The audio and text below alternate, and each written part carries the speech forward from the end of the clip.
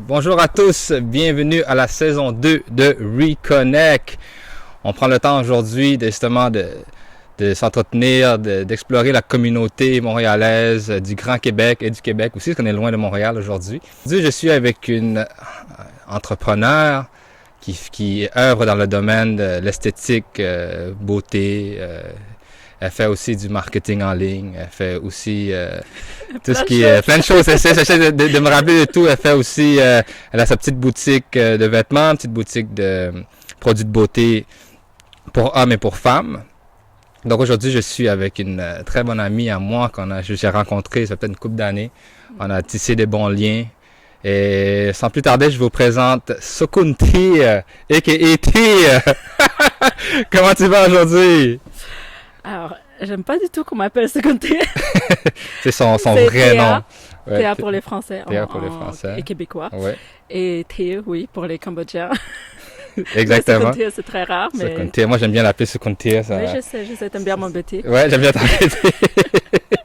Donc aujourd'hui, je voulais t'interviewer justement pour avoir un peu de ton mindset. Je sais que tu œuvres beaucoup dans tout ce qui est empowering aussi pour la femme. Exact. Pour commencer, comment tu vas aujourd'hui? Comment a été ton été? Je vais super bien par rapport à l'année dernière, disons. Parce que déjà, je me suis lancée à mon compte il y a 2 ans. Et pendant la première année, c'était très, très dur. Ça, faut le dire. Donc, je pense que c'est pareil pour tous les entrepreneurs, toutes les entreprises qui démarrent. C'est beaucoup d'excitation, mais c'est beaucoup d'épreuves aussi à passer. Mais cette année, on dirait que j'ai pris beaucoup plus de recul par rapport à tout ça. Et on a eu aussi un autre... moins de stress niveau financier, pas parce qu'on en a gagné beaucoup, mais parce qu'on voit l'argent différemment. Donc, il y a toute cette expérience-là qui permet justement de bâtir un certain mindset et d'être plus fort. Même quand on manque de ressources, on en trouve toujours finalement. Donc, au final, quand on veut quelque chose, pour moi, on s'en sort toujours. Ben oui, peu importe les moyens. Quand tu dis prendre du recul, c'est que la première année, tu sais, quand tu pars justement en business, tu veux vraiment t'y mettre à fond. Oui, tu veux tout faire et tu es toute seule. Dans certains business, j'étais toute seule. Dans Zaka, la boutique en ligne, justement, j'étais avec d'autres associés. Ça n'a pas fonctionné, mais on est restés quand même très bons amis. Et c'est ça, au début, la première année, c'était de bâtir les fondations. Ça, c'était vraiment le plus dur. Donc, de vraiment concrétiser la vision que tu as d'un projet qui est juste né d'une idée. Je trouve que c'est ça le plus dur. Ensuite, c'est de le développer, le faire grandir, mais c'est stimulant. C'est moins stressant. Donc, voilà, cette année, je suis plus dans ce mindset d'avoir du fun. Même s'il y a beaucoup de responsabilités, il y a beaucoup de stress. Le stress est toujours là, mais d'avoir du fun dans tout ce que je fais. Et quand j'ai plus de fun, ben j'arrête. J'arrête ou pas j'arrête, genre j'abandonne. Je revisualise, je me redirige en fait vers quelque chose qui peut-être va me donner beaucoup plus de fun, justement. Donc, tu sais, je sais, moi, personnellement, que tu œuvres beaucoup. Tu as quoi? 1, 2, 3, peut-être 4 entreprises, disons, ou 4 entités. Dont certaines qui sont en pause, justement, parce que je n'avais plus ce fun-là de faire. Et il y avait beaucoup trop de contraintes par rapport à la pandémie, etc. L'inflation aussi. Donc, justement, la boutique de vêtements que j'ai mis en pause à cause de l'inflation, parce que ça revenait beaucoup trop cher et que je n'avais justement pas les ressources financières pour pouvoir continuer. Je rentrais dans le mur, sinon. Donc, c'était plus sage de prendre une pause. Exactement. Même si ça avait bien fonctionné, c'est mieux de mettre en pause et de revoir comment les choses vont se passer et de reprendre justement... Une petite mouche. Et de reprendre de la meilleure façon possible, en fait, pour que ça puisse se redévelopper. Donc, présentement, tu te concentres plus pour marketing et Zaka, la boutique en ligne. C'est vraiment les 2 principaux business dans lesquels je me concentre. Justement, marketing. En fait, le marketing, c'est ça qui m'a permis de vivre dès le départ, quand je me suis lancée. parce que c'était beaucoup plus facile de trouver des clients. Pour le marketing, tout le monde avait besoin. De marketing, justement. Surtout pendant la pandémie. Surtout en 2020. Tu peux rien faire en personne, donc tu dois créer du contenu. Mais tu sais comment ça a commencé? C'est que pendant la pandémie, il n'y avait plus de coiffeuses. Ouais. Et à un moment donné, quand ça a réouvert, moi, je venais juste de déménager, ça faisait 1 an à Contrecoeur. Ouais. Et je connaissais pas Contrecoeur, en fait, j'ai jamais eu le temps de découvrir. Et en fait, j'avais besoin de me couper les cheveux parce que après m'être coupé 4 fois la frange moi-même, j'ai vu que ça marchait pas. Ça marchait pas du tout. À chaque fois, ça rétrécissait. À un moment donné, je ressemblais à rien. Et je m'en vais chez la coiffeuse pour la première fois. Et là, je vois qu'elle est complètement désespérée, à terre. La business, ça marche pas. La business, ça marche pas de 1. Et en plus, tu sais, on est comme dans une petite ville où coupé en 2. Donc, il y a les nouveaux habitants et les anciens. Donc, moi, j'étais partie chez la coiffeuse qui faisait partie des anciens habitants. D'accord. Donc, son branding était vraiment... il y avait besoin d'une mise, un bon refresh. Ouais. C'était comme dans les années 80. Hein. Okay. C'était le logo zèbre avec de rose plutôt. Donc, mais moi, je m'en foutais, je voulais juste qu'on me coupe les cheveux. Arrangement frange. Ah, exactement. Donc là, on a parlé, etc. Ça a bien connecté. Et puis, je voyais que, elle avait des problèmes pour se développer, justement, parce que les nouveaux habitants, au lieu de faire 15 minutes de route pour aller la voir, ils étaient capables de prendre la voiture et faire 1 heure de route pour aller dans un salon beaucoup plus... en ville ou plus... Exactement, ouais. Mais beaucoup plus... up to date, disons. Exactement, c'est ça. À jour. C'est ça. Donc là, je lui ai proposé mon aide parce que, voilà, j'ai énormément de diplômes, en fait, dans plusieurs secteurs. L'administration, le commerce, le marketing et l'esthétique. Donc, justement, je lui ai dit, écoute, je peux t'aider en marketing, je peux t'aider à te recréer une image parce que ça t'aide pas non plus de rester dans cette image-là. Donc là, je lui ai refait toutes les cartes d'affaires, etc. Donc, on a super bien travaillé.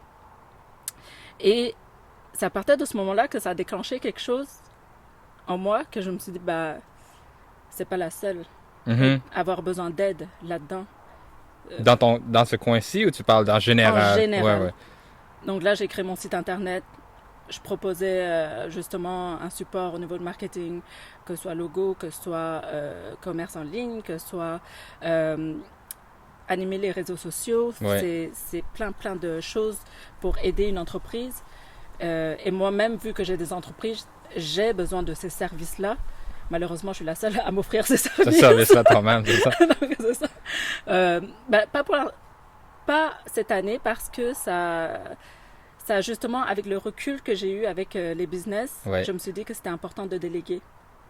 Donc, j'essaye de m'accorder le budget nécessaire pour pouvoir avoir quelqu'un qui puisse m'aider sur les réseaux, sur des choses comme ça. Donc ouais, c'est tout un cheminement à faire. C'est sûr qu'à chaque fois qu'on a un peu d'argent, on réinvestit. Il faut, c'est ça. Ça fait... Oui, on se dit que finalement, peut-être qu'on va jamais y arriver, mais je suis quand même très enthousiaste et très positive dans tout ce que je fais. Ouais. Donc, pour moi, tant que tu crois, ça va bien aller. Donc, c'est vraiment ça que je veux dire à toutes les femmes, justement, qui ont besoin d'aide. C'est aussi de s'entourer des bonnes personnes. Oui, absolument. Ça, c'est un point hyper important que je réalise cette année seulement. Seulement? Ouais. Ça m'a pris du temps. Ça a pris du temps. Non, mais tu sais, quand tu commences en business, tu essaies toujours de tout faire tout seul. Puis j'ai toujours été une personne comme ça. Toujours voulu tout faire tout seul. Exactement. Je suis capable, pourquoi, nanana, mais jusqu'à temps que je me dis, tu sais, même dans la vie de tous les jours, je suis une personne qui veut tout faire tout seul. Exactement. Même dans les rénovations, peu importe. Jusqu'à temps que jour, tu dis, genre, j'ai du monde autour de moi qui peuvent m'aider, qui peuvent, pas seulement au niveau moral, mais aussi qui peuvent t'aider à grandir. C'est exactement ça. Qui peuvent t'aider à grandir et sans le savoir, tu aurais pu focuser sur des points très importants et justement déléguer quelques affaires. Enfin, c'est plein de choses qui se mettent en place quand tu arrives à créer des contacts, une communauté. Et c'est pour ça que j'adore ce que tu fais, d'ailleurs. Ah, mais c'est ça vraiment le but. Tu sais, quand tu crées une communauté où tu t'entoures de bonnes personnes, tu t'entoures de la réussite, mais d'une manière, tu veux réussir. Oui. Ben, tu vois, tu as manqué ta frange deux, Ouais. trois fois, puis ça t'a Exactement. ouvert des portes, right? Ouais, Et exactement. puis cette porte-là, aujourd'hui, tu as à peu près réussi à te faire vivre, Ouais. à te donner des sous, disons, pour Exactement, faire pour ce que vivre. tu veux faire, pour Mhm. vivre. Euh, Tu fais affaire avec d'autres compagnies aussi maintenant, ça va bien. Oui, d'ailleurs, Euh, bah, je me concentre surtout sur un gros contrat que tu mhm, connais, la oui, clinique esthétique à mhm, Belleuil, avec une très belle équipe de femmes. Et oui, justement, c'est comme si j'épaulais comme trois, quatre entrepreneurs en même temps parce qu'elles sont toutes travailleurs à leur compte entre compte. là-dedans. Mhm, Donc, c'est quelque chose que j'adore et je m'épanouis totalement là-dedans. Et c'est vrai que ce contrat-là me permet de vivre en ce moment. ouais. Euh, et Zaka c'est un projet à très long terme qui va grandir doucement, mais que je vais mettre tous les efforts nécessaires pour que ça grandisse Mhm. de plus en plus vite. Mais c'est sûr que ça prend du temps. Donc là, on sait un petit peu ton mindset au niveau du marketing. On va parler justement un petit peu de ton bébé. I guess peut-être c'était un de tes premiers bébés, Zaka, en tant Ouais, qu'entrepreneur. ouais, Euh, Produits de beauté, ouais. produits santé, Naturel, naturel. le bien-être aussi, il faut Exactement. que ça. Parle à nos auditeurs, parle-nous un peu du Zaka, d'où est venue cette inspiration-là et pourquoi le bien-être et le soin Ah, avec des produits ben, naturels. ok, comme je te disais, j'avais mon diplôme en France, en 2010, en esthétique. Mhm. Donc, depuis ce temps-là, ben, je me suis passionnée pour les cosmétiques, l'esthétique. J'ai été esthéticienne, Ouais. cosméticienne. Mhm. Donc, tout ce qui est produits de beauté, je connais très bien ce domaine et ça me passionne énormément. Donc, après, encore une fois, avec 2020, euh, j'ai. En fait, il y a plusieurs personnes ont très mal vécu 2020 Oui. sur certains côtés. Je peux pas dire que je l'ai bien vécu, mais je veux dire que ça m'a permis de, de d'enlever tout le quotidien. Parce que des fois, tu es dans une routine, tu vois pas trop ce que tu veux vraiment. Tu fais juste te lever, aller travailler, That's it. revenir, Ouais. etc. Mais trop Ouais. boulot, dodo, comme on dit. Et en fait, t'as pas l'espace pour réfléchir vraiment à ce que tu veux faire dans la vie. Et 2020, ça m'a permis de faire ça. Ralentir. De tout lâcher et de se dire, ben, finalement, qu'est-ce que je fais dans ma vie qui fait une différence quelque part pour moi et pour les autres. Mhm. Parce que même pour moi, ça fait même pas une différence. Vendre des crèmes, ça, oui, c'est cool, je suis fière. Ouais, ouais. mais Mais, mais c'est ça, t'as pas une vision de quelque chose, t'as pas un rêve que tu veux concrétiser. Euh, tu fais pas vraiment de différence dans la société à part juste enrichir une entreprise qui est mhm. déjà riche. Ouais. Donc, à un moment donné, je me suis dit non, c'est pas ça que je veux pour ma vie. Et en plus, de plus en plus, je m'intéressais pour les produits plus naturels. Ok, Parce ouais. qu'avant, je vendais plus de produits de luxe. Et dans les produits de luxe, ben, les compositions sont vraiment pas les plus saines. Donc, tu peux avoir des ingrédients cancérigènes, des Mhm. ingrédients qui sont contre la fertilité, Ok, en plus, hein. des perturbateurs endocriniens, Mhm. Mhm. comme ils appellent. Et c'est ça. Donc, il y a plein d'affaires qui m'ont fait réfléchir et j'ai eu l'espace pour réfléchir à tout ça.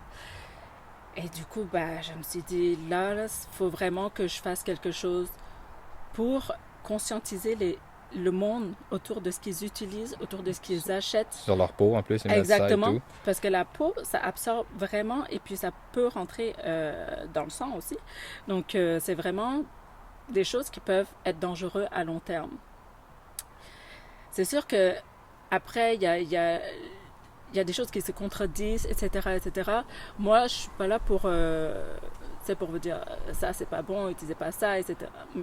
Parce que tu as toujours besoin de certains ingrédients pour garder une crème Mhm. utilisable Ouais. quand même. Donc, je suis pas contre la science du tout. Il y a, sur Zaka, il y a des formulations très saines où c'est mélangé avec la science et le naturel. Mhm. Mais ce que je sélectionne sur cette plateforme, c'est au moins 50% naturel. Naturel. Au moins. En dessous de ça, je trouve que c'est c'est pas trop dangereux, mais je veux dire, je veux juste m'assurer qu'il y a quand même le minimum de naturalité dans chaque crème Mhm. pour pouvoir dire que c'est quand même des ingrédients De naturels. base naturelle. Exactement, de base naturelle. Donc, c'est ça. Donc, c'est vraiment de dire aux gens, tu sais, au lieu de mettre ton argent n'importe où, déjà viens soutenir les locaux. En plus, c'est ça, c'est des produits locaux. C'est ça, j'ai oublié de le mentionner, c'est un des plus gros points de Zaka, c'est qu'on rassemble des marques locales. Donc, justement, dans cette idée de soutenir les entrepreneurs, etc. Donc, ouais, de conscientiser les gens et de les amener à réfléchir avant de dépenser leur argent. Mm-hmm. Parce que je ne suis pas là en train de leur éduquer de où ils devraient dépenser leur argent. Mais au moins, si tu dis que cette plateforme-là, elle sélectionne des bons produits qu'elle a déjà testés, qu'elle a approuvés en tant qu'esthéticienne, qu'elle a analysé la composition, et en plus elle travaille avec des producteurs, des créateurs locaux. Je trouve que ça donne un sens à ton achat. Oui. Plus que si tu vas comme dans les gros dans une pharmacie, puis tu prends juste ta crème, puis tu sais, il y a moins d'histoire là derrière, et il y a moins de conscience derrière cet acte de juste aller prendre une crème sur une tablette et aller à la caisse. Mm-hmm. Donc, et en plus, sur Zaka, je me donne vraiment parce que je veux que les gens aient confiance aussi dans ce que je fais, dans le sens où je permets aussi une consultation gratuite. Donc, ça, c'est vraiment important. Il n'y a pas beaucoup de gens qui font des consultations gratuites. Moi, je prends vraiment le temps, que ce soit par Facebook, que ce soit par Instagram, que ce soit par email. Tout le monde qui me pose des questions, je suis hyper réactive, donc je réponds. Tu sais comment je suis. Sauf mercredi soir où je réponds à minuit. Minuit, 1h du matin. Tu sais, tu parles de Zaka. Moi aussi, je me vois comme une personne qui est très fonceur, qui a ouvert des entreprises, qui court ailleurs à gauche, à droite. Est-ce que tu es une personne, quand tu dors, est-ce que tu rêves beaucoup? Oh mon Dieu. Je rêve et je fais des rêves prémonitoires aussi. Ouais, ça m'arrive. Tu vois, parce que je pensais à ça dans l'auto tantôt. Je dis, tiens, beaucoup du mindset, beaucoup de personnes qui fonceurs, on veut faire beaucoup de choses. Moi, je rêve beaucoup. Il y a des gens à la maison, je demande, c'est toi, t'es personnes qui rêvent? Non, je rêve vraiment pas. Ça fait peur, là. Ouais, il y a des gens qui rêvent pas. Énormément, ouais, effectivement. Mais c'est drôle que tu me dises ça parce que des fois, je trouve des solutions dans mes rêves. Puis après, ah ouais? Ouais. Tu penses beaucoup, alors. Tu es une personne qui te pense beaucoup. Oui, j'analyse et mon cerveau est tac, tac, tac, tac. Et des fois, je me réveille à 3 heures. Je sais qu'il faut que je note. Toi, tu les notes, hein? Oui. Moi, c'est ça, moi, des fois, j'oublie les notes. Je les note pas. Puis après, je dis, je vais m'en rappeler. Ensuite, je les oublie. Ça m'a tellement enragé les fois où ça m'est arrivé que je suis obligée de les noter parce que sinon, ça m'enrage. Toi, tu rêves à résoudre des problèmes. Oui, résoudre les problèmes de business. Mais c'est imagé. Oui. C'est vraiment imagé. Je le vois, je fais. Parce qu'il y a un côté émotionnel au business, je trouve. Et que des fois, j'ai un côté où j'enfouis beaucoup mes émotions. Mes émotions, ouais. Et j'essaie de réfléchir, d'intellectualiser tout le temps. Mais des fois, quand tu connectes les deux, l'intellect et les émotions, tu trouves la solution. Mais je sais que ça, c'est pas mon défaut, mais comment on dit, mon dumb side, là. Ton dumb side? Son dumb side. Son côté un peu nigo. C'est ça, je connecte pas assez mes émotions et c'est que cette année, justement, parce qu'avec le recul, ça te donne la place aussi d'analyser tes émotions, ça m'a permis de vraiment les connecter ensemble et des fois, les émotions apparaissent dans les rêves. Ouais. Oui, ça arrive souvent, ça aussi. Oui, exactement. Et ces émotions-là, en fait, des fois, ils te donnent la solution. C'est vraiment bizarre ce que je dis, mais moi, ça m'est arrivé souvent l'année passée, justement, où j'étais très, très au fond du trou, là. Ouais. Ou, tu sais, quand tu te sens très, très seul. Ouais. Tu sais, parce que l'entrepreneuriat, c'est ça aussi, c'est être très, très seul à des moments.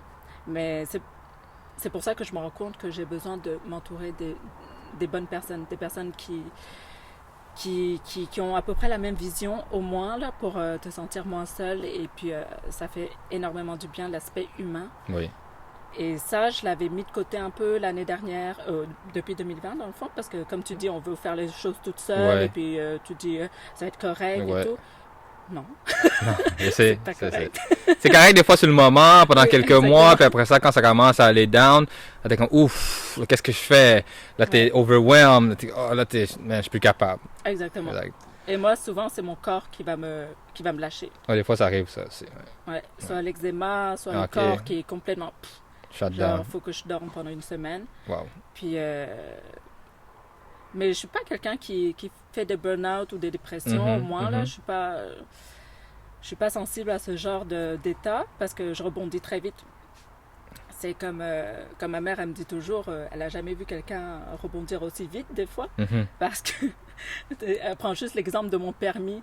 La fois où je l'ai raté, ben, je suis restée couchée pendant une journée. Ouais, Fallait démoli, parce que oui, t'étais... démoli. Personne, Ouais, ouais. Il fallait que personne me parle. Elle pouvait même pas me demander si j'avais faim ou quoi. Rien du tout. J'étais dans le noir total. Aïe, aïe. Le lendemain, boum, comme si j'étais prête là. pour Ouais, une là, autre journée. t'étais prête pour y Ouais, aller. c'est ça. Il faut juste que je digère. C'est ça. Tu sais, dans ton propre, comme tu dis, tu mets ça en boule, tu te gardes ça pour toi, puis après tu passes over it, and then you step to the next thing. Exactement. Et je trouve qu'il faut pas rester justement là-dedans, dans le noir, justement. C'est correct de le prendre un temps pour Mhm. faire l'ermite, pour faire les analyses de tout ce qui s'est passé, mais après, il faut tout de suite rebondir.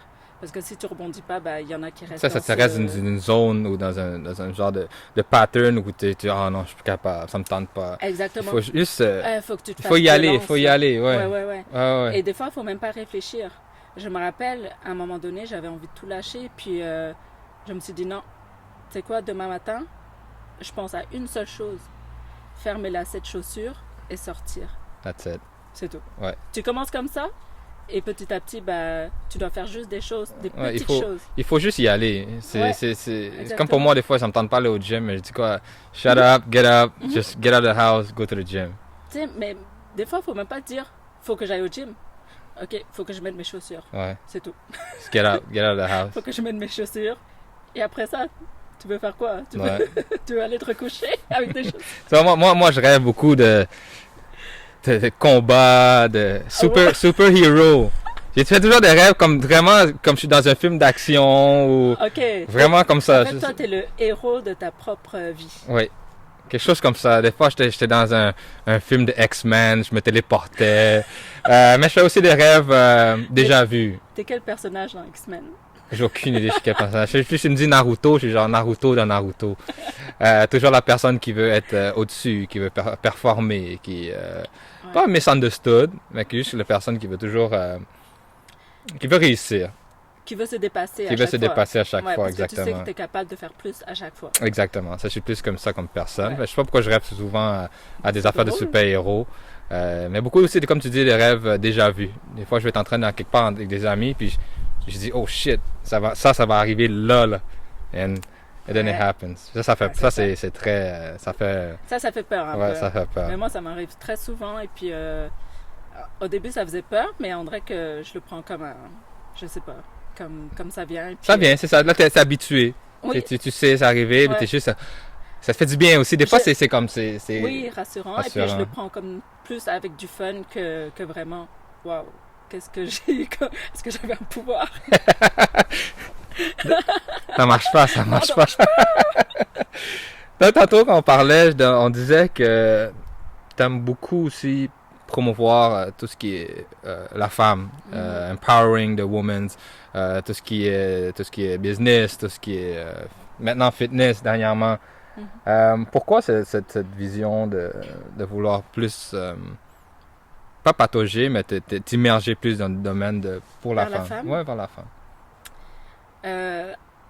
Alors, si on va à la source vraiment de ma vie, Mhm. j'étais un garçon manqué Ok. et j'aimais pas les filles. Ok. Je détestais les filles. Moi, je voulais pas être une fille, je voulais être un garçon. Et quand on me demandait, ma mère me raconte toujours la même histoire, c'est que à chaque fois, je jouais avec des grandes personnes.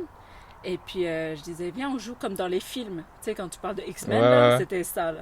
Genre, viens, on joue comme dans les films et tout. Et puis, tous les adultes me disaient, OK, tu vas faire le rôle de la fille. Là. Je dis n'importe quoi, Athéna. Ouais. Moi, je dis là, non, je veux être le gars. C'est ça, moi Je veux vais être le héros, là, le rôle principal. Je dis, les filles, c'est des mauviettes. Et puis, j'aime pas ça, être associée aux filles. Ouais. Et puis, mettons que j'étais vraiment un garçon manqué à un point, je te dirais, qu'il y avait des filles qui tombaient amoureuses de moi. Ah, ok. C'était vraiment Ok, bizarre. ouais. Et moi, ça m'allait bien. J'étais bien dans mon corps de garçon manqué. Dans ton rôle, là. Exactement. Et on dirait que, à un moment donné, j'ai reconnecté avec la féminité. Et ça m'a fait énormément de bien. Et plus les années passent, et plus je m'entends avec des filles. J'accepte, pas j'accepte les filles, mais j'accepte d'être moi-même une femme.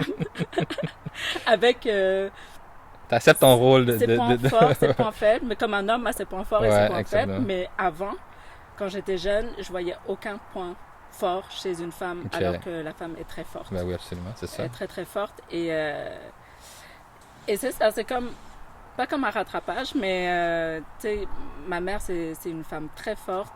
Ma sœur aussi. C'est sûr qu'on est des caractères très forts, donc ça fait beaucoup de friction. Mm-hmm. Mais maintenant, j'accepte mieux ces frictions. Tu sais, d'un côté beaucoup plus mature, d'un côté beaucoup plus... Et puis on se parle beaucoup plus. Je sais pas... Tu dois comprendre ça, tu sais, les parents immigrés et tout. Donc, la communication, c'est pas leur point fort. C'est pas un open book, là. C'est pas des livres ouverts, là. Non. Par contre, les mauvais mots et la violence. Ah, ouais. Ça, c'est connaissant. La claquette, le balai et tout. Ils connaissent ça en masse, ça, ouais. Ça, c'est facile pour eux. Pour eux, communiquer, c'est punir ou c'est leur façon, tu sais. Ils ont été éduqués comme ça, mais on n'a jamais parlé de nos émotions, on s'est jamais ouverte en tant que femme, ni avec ma mère, ni rien. Donc, moi, mes histoires d'amour, c'était juste dans ma bulle à moi. Personne n'y touchait, en fait. Donc, c'est ça, c'était un peu... on était 3 femmes, donc ma mère, ma soeur, ma grande sœur et moi. Mais on était comme chacune dans notre bulle, si tu veux, parce qu'il y avait de l'incompréhension, il n'y avait pas de communication. Moi, j'étais la plus rebelle, vu que j'étais un garçon dans ma tête. Ouais. Donc moi je comprenais pas, tu sais, quand on me disait non, la fille a pas le droit de faire ça, pas le droit de faire ça, pas le droit de faire ça. Donc je pétais les plombs. Donc j'étais vraiment la plus rebelle de la famille, donc la moins comprise aussi. Et puis il y a aussi les différences de génération. Oui. Tu sais, ma mère vient d'une autre génération, d'un autre pays. Ma sœur, elle a vécu un peu la guerre. Oui. Moi, j'ai vécu l'entre-deux. Je suis arrivée en France à 3 ans, donc je me souviens de rien. Donc, j'ai une culture française assez forte. Oui, c'est ça. Et du coup, pas que je me reconnaisse pas chez les Cambodgiens, mais j'ai une culture française beaucoup plus forte que cambodgienne, même si j'adore mes racines. Et puis, il n'y a rien que je renie, c'est juste que je l'ai vécu différemment, la transition. Moi, j'étais vraiment dans la transition d'un pays à l'autre, alors que ma sœur est quand même elle a plus vécu, elle a vraiment vécu, donc plus rattachée à cette histoire, etc. Donc moins de recul peut-être pour vivre d'autres choses. Puis moi j'étais vraiment plus détachée parce que moi je l'ai pas vu vraiment. T'as pas vécu, c'est ça. T'as pas ce sentiment. Exactement. Donc c'est ça. On dirait que tout ce cheminement personnel, même si au départ j'étais un peu contre la femme où je me reconnaissais pas, tout ce cheminement m'a amené en fait au contraire à m'aimer en tant que femme et à aimer toutes les autres femmes. C'est vraiment, je trouve, pas un beau destin, je suis pas encore morte là, mais c'est une belle histoire. Non, mais c'est un beau cheminement. Ouais, c'est un très beau cheminement. Je suis vraiment fière de ce cheminement personnel que j'ai fait depuis tout ce temps. Donc là, on connaît un petit peu comment tu as développé ce sentiment pour ton appartenance en tant que femme, puis comment tu es arrivé au point de vouloir aider plus la femme à s'épanouir. Là, tu as parlé souvent de ta mère, ta mère est sortie souvent pendant les conversations. Oui. Comme tu dis, t'es né au camp de réfugiés en Thaïlande, si je ne me trompe pas. Ensuite, tu as déménagé en France. Exact. Pour ceux qui n'ont pas remarqué son petit accent français. À 3 ans, donc déménagé en France à l'âge de 3 ans. T'as pas parlé de ton père. Ton père était dans les parages? Oui. Ah, il était là? Okay. Mon père est là, c'est juste qu'ils sont séparés, c'est compliqué. OK. Mais mon père, c'est pas la tête forte de la famille. Tu sais, il est un peu plus effacé. Ils sont séparés En France ou avant même d'arriver en France? En France. OK, pendant vous avez vécu Exactement, ensemble on et a tout. vécu Comment, ensemble, etc. Mais c'est ça, dans notre famille, c'est la place qui prend beaucoup, c'est la femme qui prend beaucoup la place. Mhm. Donc c'est ça, mon père, c'est quelqu'un un peu plus, tu sais, comme les parents cambodgiens. Là, les papas cambodgiens, ils sont un peu plus distants. Ouais, très relax. Très... Ouais, très relax, mais ils sont très drôles par contre Ouais. en société. Là. Mhm. Mais tu sais, pour élever les enfants, etc., c'est vraiment ma mère qui a fait le plus gros travail. Je les aime les deux, là, Ben mais oui, oui. c'est sûr que j'ai vécu plus de choses avec ma mère qu'avec mon père. Déjà parce que quand on est arrivé en France, il fallait qu'il travaille. Ouais. Donc, il a été pas mal absent à cause de son travail à Paris ou des choses comme ça. Donc, des fois, il dormait pendant des mois à Paris et revenait. Même mes petits frères le reconnaissaient pas parce qu'ils étaient bébés. Donc, des fois, T'es qui, ça? c'est ça. C'est un peu triste, là, Ouais. mais c'est ça. Tu sais, quand on arrive dans notre pays, c'est sûr que c'est pas facile. Mais en même temps, il y a des anecdotes tellement drôles d'immigrés, puis que c'est drôle quand je dis immigré parce que j'aime pas ce mot-là. Et puis, je sais pas si on devrait dire expatrié ou c'est réservé aux Français Ah, riches, c'est réservé aux Blancs. aux Blancs riches. Non, mais il y a comme une différence entre les deux alors que les deux, c'est des expatriés. Ouais. Mais bref, au moins, quand on parle d'immigrants, bah, on se comprend. On se comprend, ouais, on est des immigrants. On a fui, des parents ils ont fui, arrivé à notre pays. Donc, t'as plus une affinité avec ta mère. Tu sais, j'aime ça souvent poser la question, justement, tu sais, pendant l'adolescence et tout, ta relation avec ta mère, comment s'est passé? Est-ce que un jour, est-ce que le livre s'est ouvert un petit peu plus ou vous avez encore cette même distance? Ma mère et moi, on s'est toujours aimés, en fait. J'ai jamais douté qu'elle m'aimait, mais c'est juste que T'as jamais une douté que chance. Hein. Non, mais j'étais Ouais. atroce. Ah, ouais. J'aimerais pas avoir une gamine et... Qu'il soit comme toi. Exactement, c'est ça. C'est con, là, mais Ouais, non, je crois. elle a la tête dure et puis... Ouais. tu sais, c'était comme... Ça a toujours été... Je pense que j'ai toujours eu un esprit d'entrepreneur finalement. Oui. Mhm. Tu sais, j'avais un objectif dans la vie. Il fallait que je fasse tout ce que je pouvais par n'importe quel moyen pour y arriver. Mhm. Sinon, ben, j'étais frustrée. Dans tout et n'importe quoi, que ce soit en amour, que ce soit en affaires, que ce soit professionnel, peu importe là, c'était vraiment, il fallait que j'atteigne toujours ce que je voulais. Je savais ton but. Ouais. Exactement. Depuis petite, je savais exactement ce que je voulais, ce que je ne voulais pas. Donc, je n'étais pas vraiment influençable, mais les bêtises, c'est moi qui décidais de les faire. C'est ça. Ouais, j'avais pas besoin qu'on m'influence sur quoi que ce soit. Personne de dire de faire tes bêtises. Exactement. Mais j'étais très curieuse, donc si je devais tester quelque chose, je vais le tester, etc. Donc, c'est sûr qu'avec ma mère, ça fait une relation très chaotique des fois. Donc, on a eu des moments super durs parce qu'il y avait une grosse incompréhension. Moi qui étais liberté totale et puis elle qui voulait l'affichage à la maison. Ma sœur était l'affichage de la maison, donc au moins il y en avait une. Il y en avait une idée, c'est ça. Tu peux pas avoir les deux là non plus. Là. Non, c'est ça, faut pas trop demander. Mais je te dirais qu'avec beaucoup de discussions, parce qu'on s'est forcé à discuter et tout, Oui. et beaucoup d'épreuves vécues ensemble, et aussi la distance a aidé parce qu'en 2012, j'ai pris l'avion pour vivre au Canada. Ouais. 2012. Donc depuis 2012, tu sais, j'ai réalisé comment j'aimais la famille. J'ai réalisé plein de choses. Moi aussi, tu sais, il y avait de l'incompréhension chez elle, mais chez moi aussi. Ça n'arrivait pas à connecter parce qu'on ne savait pas comment parler. Ouais. Donc avec la distance, en fait, ça te force à parler. Ça te force vraiment à parler parce que tu n'as plus le choix. Mm-hmm. Si tu le fais pas, bah... Tu vas pas juste dire allô, salut, comment ça va, puis tu raccroches. Exactement. Parce que quand à la maison, tu rentres, allô, maman, ça fait à manger. Exactement, okay. C'est la routine. Donc tu repars dans une routine quand tu es en personne, qu'avec la distance, les rares fois que je l'ai au téléphone, j'ai envie de lui dire les choses qui me tiennent à cœur. Qui sont importantes pour toi. Exactement, qui sont importantes. Donc au final, ça a vraiment redonné une qualité dans notre relation. Je parle de ma mère, mais autant avec ma sœur. Tu sais, on n'arrivait pas trop à se comprendre parce qu'on était très différentes. Mais finalement, on est on se rend compte qu'on n'est pas si différentes. Ouais. Tu sais, Il fallait juste cette petite fallait juste se distance-là. parler, Ouais, se parler. fallait juste se comprendre, essayer de comprendre l'autre. Et maintenant, ça va super bien. Et puis, même ma mère, tu sais, des fois, elle me dit, je comprends pourquoi, des fois, tu étais comme ça. Tu sais, pourquoi tu étais rebelle comme ça, pourquoi tu as fait ça, pourquoi tu as fait ça. Je comprends mieux. Et au jour d'aujourd'hui, elle est même capable de dire qu'elle est fière. Ouais. Donc ça, c'est dur là pour, Euh, pour des Cambodgiens de dire qu'ils sont fiers de leurs enfants.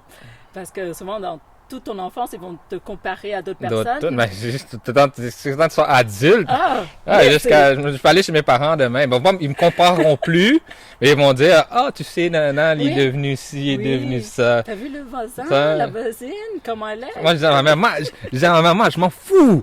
J'en s'en fous qu'est-ce qu'il est devenu, là. Comme j'ai 40 ans bientôt, là. On s'en fout. Puis mon père, il me traite encore comme un enfant, des fois. Ah, qu'est-ce que tu fais? Tu veux-tu ci, tu veux-tu ça? Non, je suis bon, t'inquiète. T'as-tu manques-tu quelque chose? Mais ils sont adorables dans leur manière Ouais.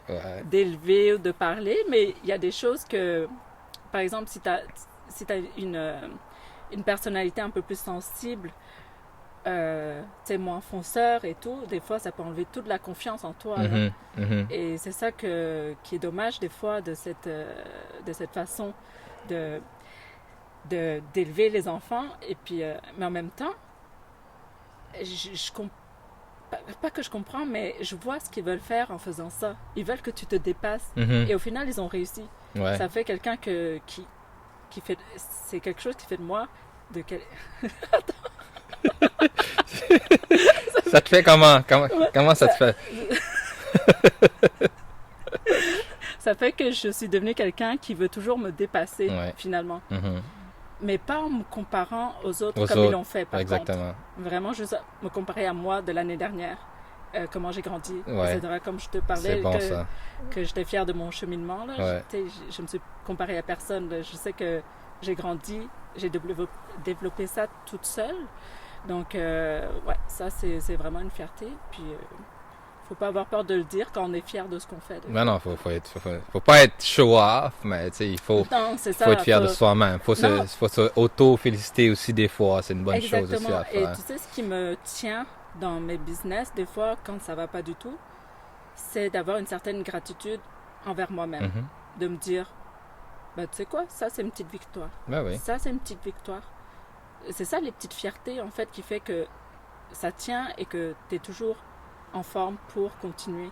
Parce que si tu vois juste le creux et pas tout ce que tu as bâti, bah, C'est ça. T'en as tu vas tout toujours voir le mauvais côté des choses et tu vas jamais avoir de force pour continuer.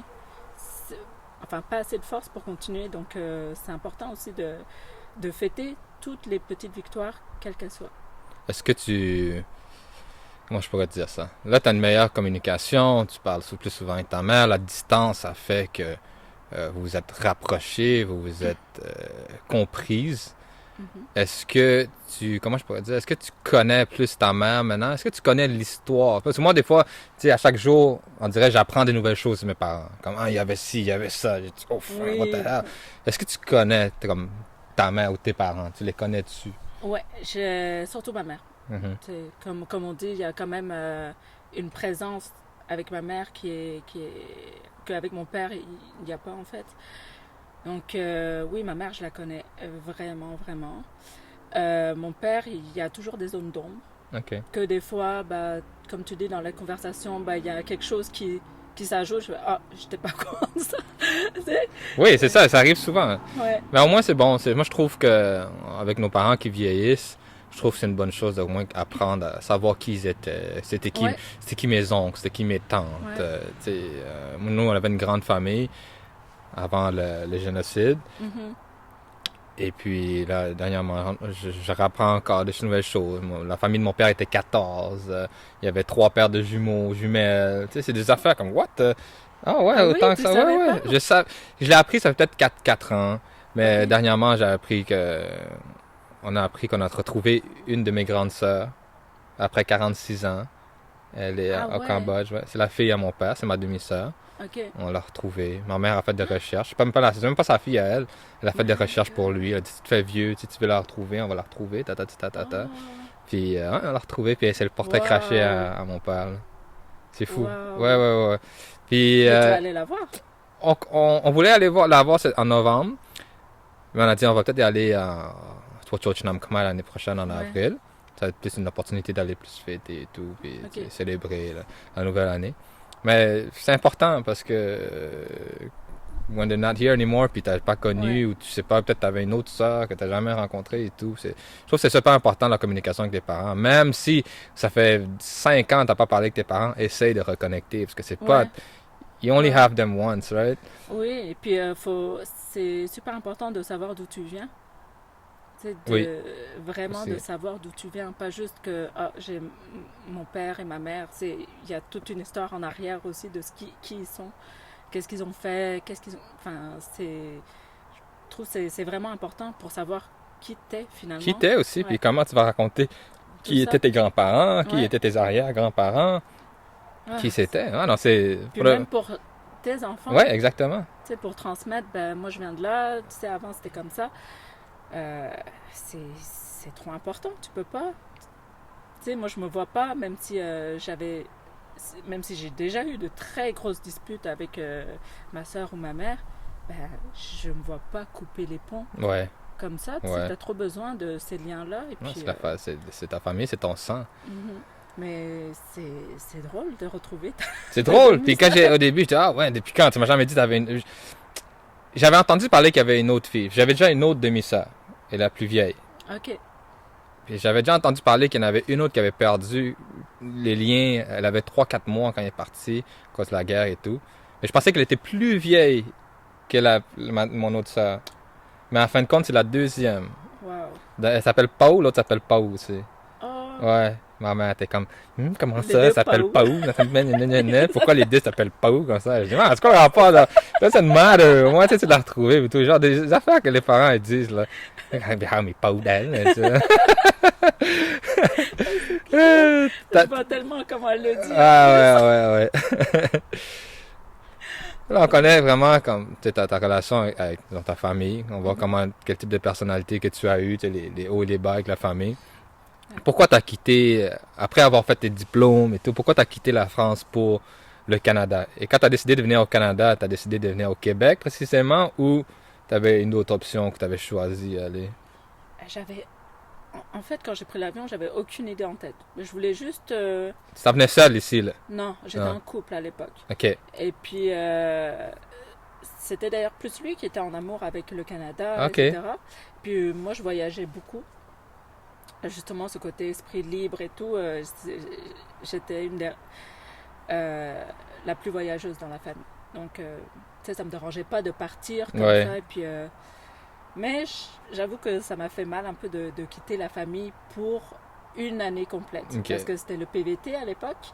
C'est un visa permis vacances-travail. D'accord. Donc, tu peux venir 1 an pour travailler, pour ne rien faire si tu veux. Ouais. Dépenser ton argent. Exactement.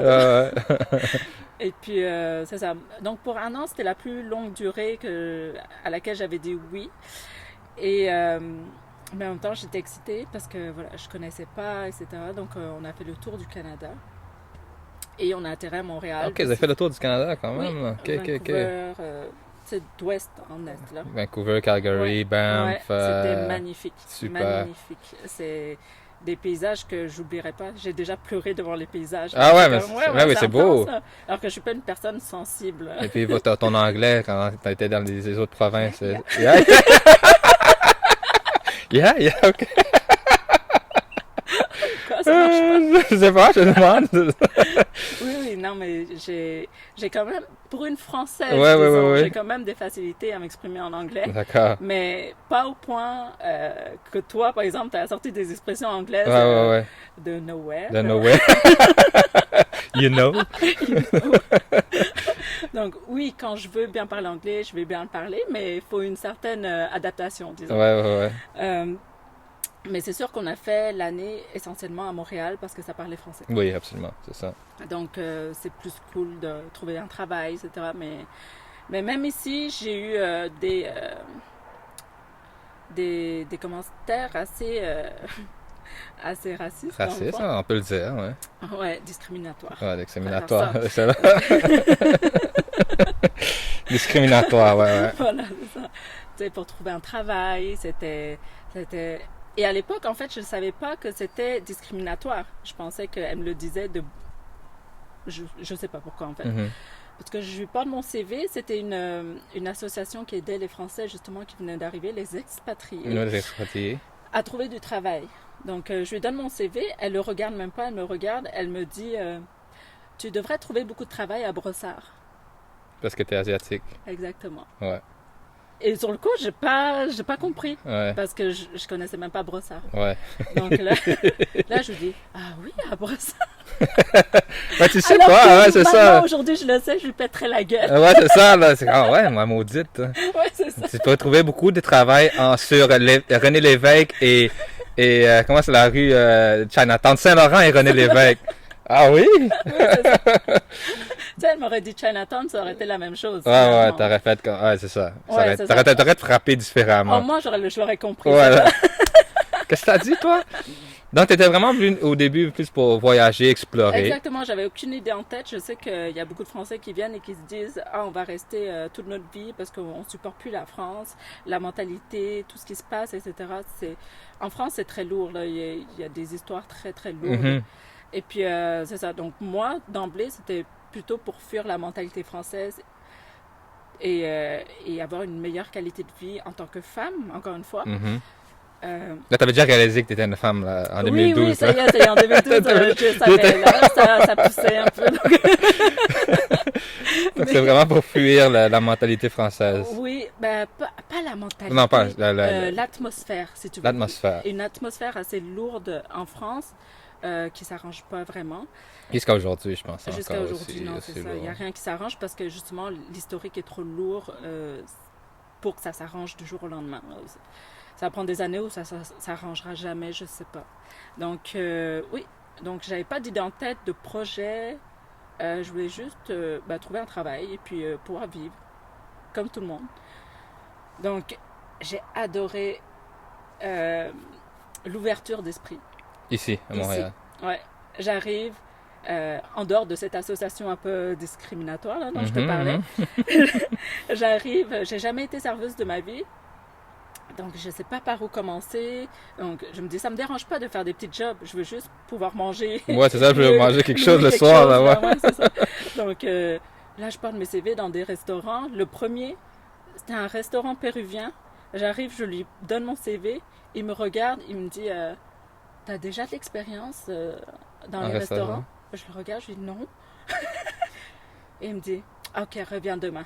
Ah ouais? Il a dit, hey, je peux payer moins cher, c'est correct. J'étais une bus girl, pas une serveuse. Mais c'est sûr qu'ils t'ont confus pour une espagnole aussi. Ah, c'est sûr. C'est garanti. Tout le monde me parlait en espagnol. Et puis, tu sais, en France, il n'y a pas de latina, là. Il n'y a pas beaucoup de communautés latines. Non, c'est ça, c'est des Espagnols d'Espagne. Ok. C'est pas des latinas. Ici, quand ils parlent espagnol, souvent, c'est des latinos. Ouais. Puis, il y a une grande communauté latine. Plus Asie du Sud, on parle de l'Amérique du Sud. L'Amérique du Sud, exactement. Donc, pour eux, j'étais des leurs. Toi, Mais c'est correct, j'aime ça. Non, c'est ça. Moi, tu m'aurais pas dit mon nom c'est Sokunpie. J'aurais dit, toi, t'es quelle nationalité? L'Amérique du Sud? Non, maintenant que j'ai les cheveux courts, on dirait que je ressemble plus à une Cambodgienne. Mais quand j'avais les cheveux longs, personne. Hein. Même les Cambodgiens, ils me parlaient en espagnol. Même les Cambodgiens en parlaient en espagnol. Kim Fat. J'étais au Kim Fat. Ah ouais? L'épicerie. Ouais. Je prenais de la viande, je demandais de la viande, ils me regardent, ils me parlent en espagnol. Oh là! Ouais. Mais ouais. Ah là, c'était un Cambodgien. Ouais, c'est ça, là. Qu'est-ce que tu veux dire, toi? Qu'est-ce que tu veux? Ah, non, c'est une bonne chose, des fois. C'est le fun. Moi, je trouve ça le fun. Des fois, de faire comparer. Des fois, on prend pour un métis. Des fois, on prend pour un Haïtien. Des fois, on prend pour un Mexicain. Je trouve ça vraiment le fun jusqu'au jour où je me suis fait engueuler par une maman latina. Elle m'a engueulée parce que je parlais pas espagnol. Ah ouais? Surtout que je le parle, mais des fois, je suis fatiguée. Là, j'ai pas envie de parler. Et puis là, je lui ai répondu en français au lieu de l'espagnol. Ouais. Là, elle m'a regardé, là, du feu dans les yeux. Ah, ouais, hein?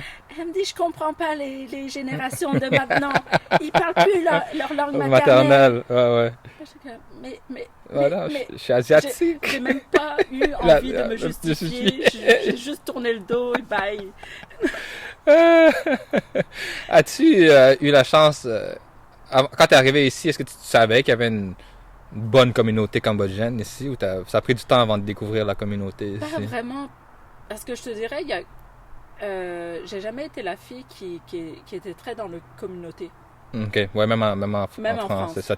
Comme tu disais, tu étais plus française. Oui, surtout en France, en fait, je te dirais qu'un couple sur 10 va être un couple cambodgien-cambodgien. Un couple sur 10? Ouais. Ok. Il n'y en a pas beaucoup, là. Il y a beaucoup de métissage. Oui, c'est ça. C'est moins communautaire qu'en Amérique du Nord. Ok. Et ça m'a frappé. Qu'est-ce que ça veut dire? C'est moins communautaire en France? Ouais. Ici, c'est beaucoup plus communautaire. Donc, les Asiatiques se tiennent beaucoup entre eux. Mm-hmm. Les Noirs entre eux. Oui.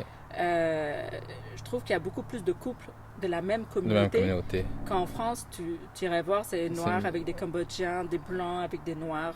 Ouais, c'est métissé. Là, c'est tout mélangé. Et je connais juste un couple qui sont Cambodgiens. Mm-hmm. Mm-hmm. Donc, ça m'a un peu frappée parce qu'avant d'être au Canada, j'ai voyagé aussi aux États-Unis. Et aux États-Unis, c'est pire. C'est même, je trouve que c'est même plus une question de communauté, c'est presque de la discrimination. Ok. Tu sais, des bus où il y a juste des Noirs, où il y a... Ça existe encore. Ok, des endroits que c'est juste des Noirs, des endroits, des quartiers que c'est juste... Et je trouve ça... J'aime pas ce côté-là communautaire d'Amérique du Nord. Tu sais, moi, j'ai toujours été habituée à avoir les gens s'aimer, peu importe leur couleur de peau. Ouais. Et là, ça m'a un peu frappée. Tu sais que je dis pas que c'est mal. Je constate juste la différence entre l'Europe et puis ici. Et c'est ça qui m'a le plus comme waouh, ça m'a surprise. Ouais. Ça m'a vraiment surprise. Que même des fois des Québécois, des fois ils osent pas venir me voir parce que il y a ce côté encore. Je sais pas si je suis son genre, tu sais, parce que c'est une asiatique, donc sûrement que elle se tient avec des asiatiques. Ah, ok, ouais. Je l'ai ressenti tout de suite, ça, quand je suis arrivée, j'ai fait comme, les asiatiques, on a souffert beaucoup, je dirais, jusqu'à mi-2000, 2005, 2006, là, jusqu'à 2010, je te dirais, on était souvent tous dans la même clique. Genre. Vraiment, Cambodgiens, Laotiens se tenaient ensemble, Vietnamiens se tenaient ensemble, les Chinois se tenaient ensemble. Aujourd'hui, c'est plus diversifié parce que les jeunes de la prochaine génération sont vraiment dans une c'est diversifié là, à l'école. Ouais. Parce que moi, encore nous à l'école, même moi j'allais à l'école vraiment de noir quasiment. J'étais le seul asiatique. Ça dépend des quartiers. On a toujours eu des quartiers beaucoup de différentes couleurs, mais pas aussi, comme tu dis, intenses que comme aux États-Unis peut-être. Où aux États-Unis, c'est vraiment, je trouve, catégorisé. Oui. C'est correct. J'en perds mon français. Mais non, c'est ça. Mais je te disais, maintenant, c'est vraiment... Il y en aura beaucoup moins des pures races, ou des pures... On va dire race, là, c'est 100% asiatique, 100% cambodgien, 100% chinois, 100% vietnamien. Ça va se faire de plus en plus rare, mais ça va encore exister quand même. Ça dépend de la manière que les parents... Mais comme tu dis, je vois de plus en plus dans les générations après nous que c'est beaucoup plus... Tu sais, on voit une asiatique dans une bande avec des blancs. Ouais. Je le vois de plus en plus. Elle est adoptée. C'est ça le pire. Non, c'est ça. Il y en a beaucoup, mais des fois je trouve ça. Je sais pas pourquoi moi personnellement je trouve ça pas le fun, mais quand je vois une fille, elle ressemble à une Cambodgienne, elle dit oh mais je suis adoptée puis tout. Je dis, ah ouais, tu viens d'où? Moi ça me passionne, son histoire. Son histoire vient me chercher et puis là je suis toujours comme est-ce que un jour tu voudrais rencontrer tes parents, tes vrais parents? Ben oui. Et beaucoup vont dire non. Parce qu'ils ont peur de faire mal à leurs parents qui sont adoptifs. Ouais. Mais je trouve que... Je comprends, mais c'est important pareil. Moi, je sais pas pourquoi, j'aime ça regarder des trucs de family reunion. 15 ans, j'ai pas vu ma fille. Moi, je suis comme, c'est tellement ouais. cool, c'est bien le fun. Ben, en plus, il y a une influenceur comme ça. Je sais pas si tu connais Cindy Cournoyer. Cindy Cournoyer, est asiatique? Ouais. OK. Je pense qu'elle est, je sais plus, coréenne ou taïwanaise, je sais plus. Ça se fait un des deux. Influenceur. Mhm. Puis c'est ça, elle a Faudrait que je la rencontré ses follow. parents Mhm. justement il y a quelques années. Wow. Simplement. J'aime ça. Ça doit faire vraiment bizarre. Ouais, non, c'est ça. Puis quand tu sais, comme ils disent, tu connectes à quelqu'un qui a le même visage que toi ou les mêmes traits que toi. Ouais. Mais non, je trouve que les parents adoptifs, bah déjà, c'est un super beau geste là, Oui. Ils qu'ils donnent une font. nouvelle vie. Un nouveau destin. Ouais, un nouveau destin. T'imagines, tu casses un destin pour lui donner un meilleur destin, en principe. Ouais, en principe. C'est pas toujours le cas, là, mais en principe, c'est ça. Et puis, c'est fou. Moi, je trouve que c'est aussi beau que donner naissance à un enfant. Tu donnes naissance à une autre destinée. Ouais, c'est ça. Tu donnes une vie, là. C'est un nouveau parcours, un nouveau destin, Oui, comme tu dis. c'est ça. très beau. Et puis, je pense qu'à un moment donné, si ça se passe bien dans la famille, je vois pas pourquoi les parents adoptifs l'empêcheraient d'aller voir ses parents biologiques. Ouais. Il faut juste qu'elle sache d'où elles viennent. Et puis, il y a beaucoup. J'en ai rencontré une bonne dizaine là, dans la dernière année. Il y en a beaucoup. Vraiment. Mais c'est toujours souvent ça. Il y en a qui disent peut-être un jour. Non, je penserai jamais, je vais aller le voir. OK, ton choix, c'est ça. Moi j'aurais dit, let's go, je vais aller filmer ça, on va faire un documentaire là-dessus. Ouais, on va voyager. Ça, c'est quelque chose qui m'intéresse. Là. C'est sûr, mais c'est sûr que tu as un peu peur. Imagine, tes parents, c'est pas l'image que tu te faisais. C'est ça. Tu sais jamais. Ça se peut que c'est des tueurs en série. T'exagères, là, tu le dramatiques. Alors, c'est ça. Non, je te dis, je connais une amie que son père c'est un tueur en série. Non, est-ce que maintenant... Oui, t'as quelques amis de ta communauté, là, au moins. Là, oui. T'as réussi à connecter un petit peu avec certaines personnes, t'as connu. De la communauté? Cambodgienne, disons. Cambodgienne? Mm-hmm. J'en ai 2. Il y en a 2, c'est tout? Oui. Violette et moi? Shout out to Violette! On a juste 2? OK. On va t'en faire rencontrer d'autres. Mais je suis vraiment ouverte. J'ai vu justement la F3CM? Oui, la fondation, ouais. Et j'ai vu qu'ils faisaient justement une soirée. Et là, je me dis, c'est peut-être l'occasion de justement soutenir quelque chose de vraiment beau. Ouais. J'y serai. Donc, si jamais... je vais venir, je vais demander à Violette. Ouais, habituellement, je sais bien, j'ai jamais venu. C'est notre cinquième année. C'est vraiment le but de créer un centre communautaire avec un étage ou 2 étages pour les aînés. Ouais. Mais ça, c'est un excellent projet, tu sais, penser aux aînés de où ils pourraient passer leur temps ensemble. Ouais. Mais le but vraiment, c'est juste ça aussi, mais être capable de leur donner une zone de confort, un endroit confortable où ils peuvent manger leur nourriture qu'ils aiment. Tu sais, vraiment avoir ce sentiment-là. Et non pas juste... Oui, changer ça chez eux, exactement. Ouais. Pas dans une maison de retraite. Pas dans une maison de retraite, c'est ça. Exact. On arrive à la fin du podcast. Déjà? Oui! Et là, parle-moi... Dis-moi qu'est-ce qui s'en vient pour toi. Dis aux gens c'est quoi tes prochains projets que tu veux faire ou pour d'ici la fin de l'année, où tu t'en vas? Oh, je suis sûre. Déjà, c'est le rush des fêtes là, qui commence pour plusieurs entreprises.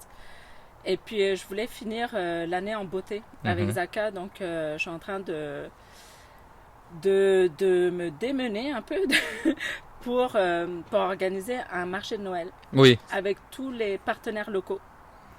Donc, avec tous nos partenaires à nous qui travaillent avec Zaka. Donc, d'exposer leur création. Et c'est la première fois, je dirais que je veux vraiment créer quelque chose pour renforcer les liens. Parce que je me dis, depuis 2020, on n'a plus le droit d'être individualiste. Mm-hmm. On doit penser, oui, à nous, à notre bien-être, mais aussi à la force qu'on pourrait avoir en étant plusieurs, dans plusieurs sphères. Je parle de la beauté, mais dans tout en général, j'ai l'impression que si tu avances seul, tu n'arriveras pas à grand-chose. Surtout au niveau, si tu as une vision assez précise. Ouais. C'est bon de te regrouper avec le plus de personnes qui ont la même vision pour que ça fasse beaucoup plus de bruit. Ouais. Parce que sinon, ça sert à rien. Et c'est c'est là où je m'en vais justement. Au mois de décembre, je veux créer justement cet engouement pour la vision de Zaka et des partenaires. Donc un pop-up avec les gens qui sont affiliés avec Zaka. C'est le plus gros projet qu'on a fait jusqu'à maintenant. Parce que depuis mars, j'ai repris seul Zaka. Donc j'ai rebâti le site internet, j'ai rebâti les liens avec les partenaires. Donc les liens se renforcent de plus en plus. Et je suis vraiment très heureuse de ça. Mais je veux finir l'année en beauté justement avec tout le monde. Et niveau marketing, avec la clinique qui est aussi dans mon cœur, ouais. On a toujours cette équipe justement avec laquelle on travaille qui va s'agrandir. Oui. Pas au niveau du nombre de l'équipe, mais qui va grandir au niveau du développement de chaque femme entrepreneur qui fait partie de la clinique. Donc, ça fait pas mal de choses à gérer. S'épanouir, là, vraiment, pour la clinique et tout. Déjà, on est déjà pas mal épanouis, mais il y a énormément de choses à faire, surtout une clinique qui a juste 1 an. Il y a de la place encore. Il y a de la place au développement incroyable et je crois fortement qu'on va grandir rapidement. Donc, c'est des très beaux projets et puis qui m'épanouissent beaucoup. Il y a beaucoup d'hommes qui vont à la clinique? Tu veux venir? Non, je pose la question. C'est jamais il y a des hommes qui veulent avoir, non, tu sais, il y a beaucoup d'hommes qui viennent pour le PRP. Le PRP? Pour la repousse des cheveux. OK. Vous faites ça aussi? Ouais, ça fonctionne super bien. On a de plus en plus de demandes et on voit les résultats. Tu n'avez pas fait beaucoup de promotions là-dessus. On n'a pas vu passer beaucoup. Ah ouais? Ouais. Ça, c'est le temps que vous merci pour dépensez, la critique. Là. C'est moi qui m'occupe des pubs. C'est ça, c'est toi qui... Est-ce que tu... Non, mais tu fais une super belle job. Non, des fois, je regarde tes reels, puis c'est bien bonne dans ces reels. Là.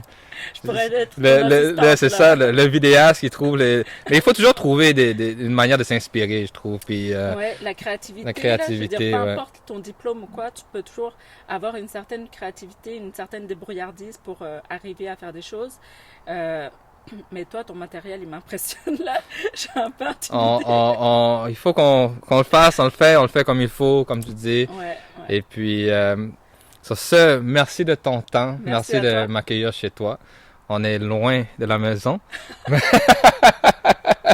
Mais merci d'avoir pris le temps de justement aux auditeurs de te découvrir, savoir qui tu es. Elle est une personne extrêmement joyeuse et elle aime ça rire. Et c'est pour ça que j'aime passer du temps avec Tia. Merci encore. Merci, et à la prochaine tout le monde. Bye. Yes, good job. Yeah.